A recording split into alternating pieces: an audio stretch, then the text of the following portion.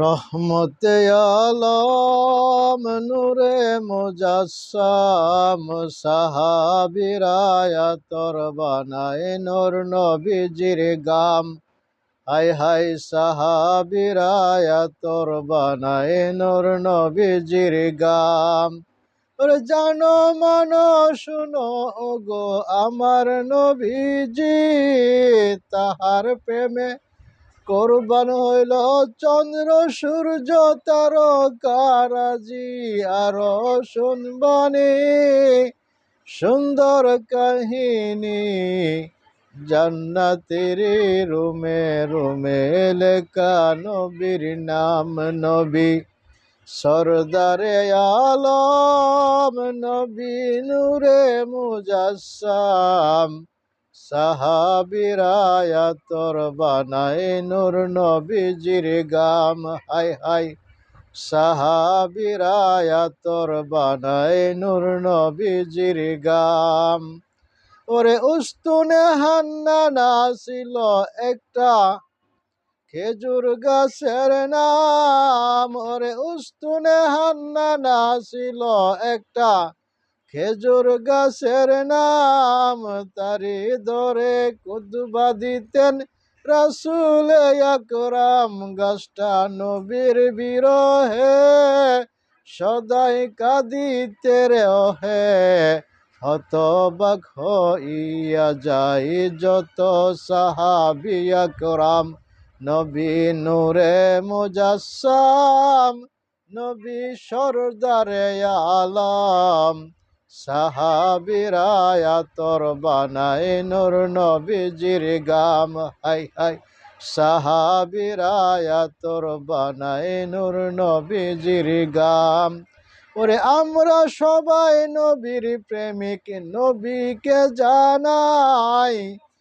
আমরা সবাই সালাম পাঠাই সোনার মদিনায়। হায় হায় নবী রওজাতে থেকে ওরে সালাম গ্রহণ করে উম্মতের কান্দে নবী সোনার মদিনায়। হায় হায় নবী সরদারে আলম নবী নূরে মুজাসসাম সাহাবীরা তোর বানায় নূর নবীজির গাম।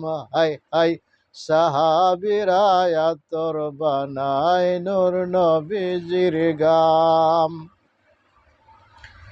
আলহামদুলিল্লাহ আলহামদুলিল্লাহ নাহমাদুহু ওয়া নাস্তাঈনুহু ونستغفره ونعوذ بالله من شرور أنفسنا ومن سيئات أعمالنا.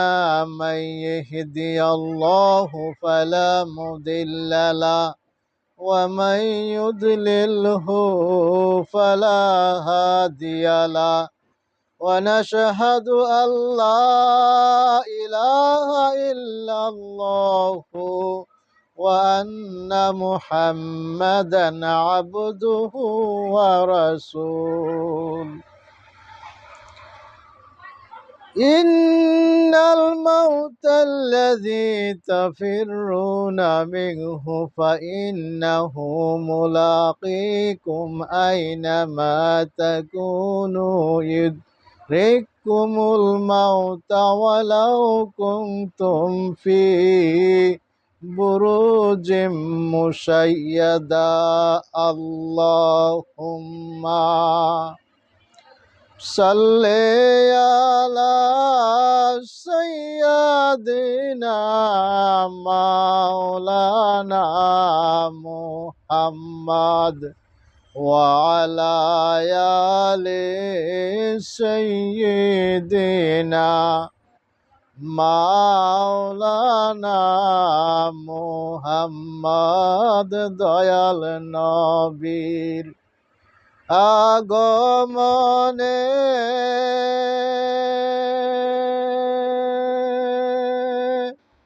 ওরে জগৎ করলেন নূরানী। পাক কদমে সালাম জানাই, জংলার বাগার হরিণী আল্লাহুম্মা সাল্লি আলা সাইয়্যিদিনা মাওলানা মুহাম্মাদ ওয়া আলা আলি সাইয়্যিদিনা মাওলানা মুহাম্মাদ।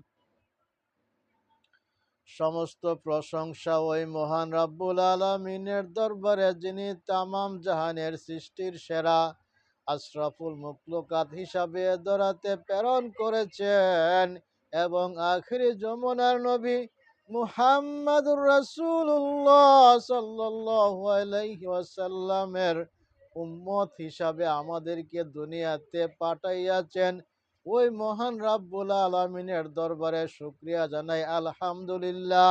ভাইরা আমার, আল্লাহ পাক কালামুল্লাহ শরীফ থেকে আমি একখানা আয়াত তেলাওয়াত করেছি। ভাইরা আমার, এই আয়াতের ব্যাখ্যাটুকু যতটুকু বলতে পারে, যতটুকু বলার তৌফিক আল্লাহ পাক রাব্বুল আলামিন আমাকে দেন, ততটুকু বলার চেষ্টা করব। আয়াতখানা হলো এই: ইন্নাল মাউতাল্লাযী তাফিররুনা মিনহু ফাইন্নাহু মুলাকীকুম আইনামা তাকুনু ইদরিকুমুল মাউতা ওয়ালাউ কুনতুম ফি বুরুজিম মুশাইয়াদা। আল্লাহ পাক কালামুল্লাহ শরীফে ঘোষণা করেছেন মৃত্যুর সম্বন্ধে। ভাইরা, আমরা প্রত্যেকটা মানুষ জানি মরণশীল, মৃত্যু হবে। এই মৃত্যুর কথা আল্লাহ পাক রাব্বুল আলামিন কালামুল্লাহ শরীফে ঘোষণা করে দিয়েছেন, বান্দারে তোমরা যতই বাহাদুরি করো, যতই তোমরা অট্টালিকা করো, যতই তোমরা বাড়ি করো, গাড়ি করো, আর টাকা পয়সা ব্যাংক ব্যালেন্স যাই কিছু তোমরা করো না কেন, বান্দা তোমরা একদিন মৃত্যুবরণ করতে হবে। মৃত্যুবরণ করার সময় তোমরা যদি কোনো সুরক্ষিত গুহার ভিতরে পলায়ন করে থাকো, তারপরে তোমাদেরকে মৃত্যু ছাড়িবে না, অবশ্যই মৃত্যুর স্বাদ গ্রহণ করিতে হবে। তাই ভাইরা আমার, আমরা জেনে শুনে আমরা তো মরে যাবে, এই কথাটা কিন্তু মিথ্যা না, সত্য, একদম পরম সত্য। আর দুনিয়াতে অন্য কিছু সত্য থাক বা না থাক, কিন্তু মৃত্যুর কথা যে আমরা একদিন মরে যাব, এটা তো কেউ অস্বীকার করার মতো কোনো সুযোগ নাই, অবশ্যই পরম সত্য। এই কারণে মৃত্যুর কথা চিন্তা করতে হবে। মৃত্যুর কথা চিন্তা করার পরে আমরা চলতে হবে সঠিকভাবে আল্লাহর হুকুম মতো, রাসূলের রিসালাতের মতে। তাইলে আমরা কিন্তু মৃত্যুর পরে শান্তি পাবো, আখিরাতে কবরেও শান্তি পাবো। আর যদি আমরা মৃত্যুর সময় যদি ঈমান না নিয়ে কবরে যাইতে পারি রে বান্দা, আল্লাহ পাক বলে দিয়েছেন জাহান্নামের এত ভয়াবহ অবস্থা। পৃথিবীতে যদি জাহান্নামের আগুন একটা নোংরা পড়তো, তাইলে পৃথিবী পয়রা সারকার হয়ে যেত, কিছুই থাকতো না।